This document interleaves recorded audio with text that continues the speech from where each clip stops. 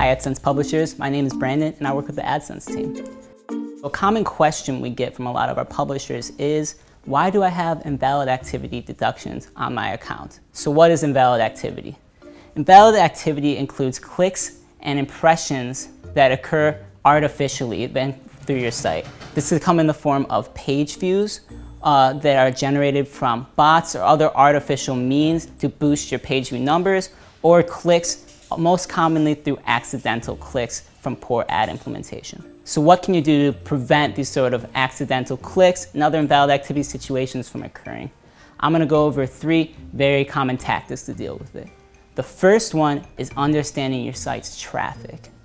This can be done on a high level just by looking at where your traffic is coming from, what countries, what URLs, what sources, but you can also dig deeper using Google Analytics, and that's something you can look further into on your own. The other important part of understanding your traffic is knowing who you work with, and especially in terms of promoting and marketing your site. If you're dealing with what we call low quality third parties for promotion and marketing, you may be dealing with a partner who is using artificial tactics of boosting your metrics. This could mean them posting on certain forums, community forums, or social threads that are derived for the sole purpose of pushing people to that URL to boost your metrics. And this kind of artificial inflation is something you want to avoid, as it doesn't create an organic situation, an organic interaction with your content, which is what you want to have success on AdSense. So understanding where your URLs are being posted, what kind of communities engage with your content is very, very crucial to understanding your invalid activity. The next thing I want to talk about is in terms of ad implementation. Ad implementation is very, very important for decreasing accidental clicks, because the way your ads are placed on the page can cause certain scenarios where your users will accidentally click on the content. On mobile, this is very, very important because the screen is small and users are engaging with the content directly. So if you're not leaving adequate white space and other space in the content, users can accidentally scroll over an ad and click on it, causing an accidental click situation.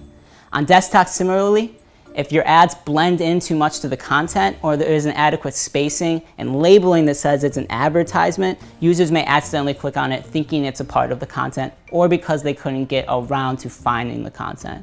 And these are very common situations you should be aware of. You should take a look at your site and make sure that you are labeling and providing spacing to avoid these situations. Third thing you can do is site authorization. If other people are using your ad source code just by putting the inspect on your page and then using any code from your site, that can cause your ad code to show up on other people's sites that you don't own. And if these sites do have poor ad implementation, it can cause invalid activity there or other accidental clicks. So to prevent yourself from getting in trouble from accidental clicks and other invalid activity for ad code that's not on your site, you want to turn on site authorization. And you can go to our help center to learn exactly how to do that. And that'll make sure that you are only responsible for the ad code on your site. So those are the 3 things. I hope you found it helpful, and thanks for watching.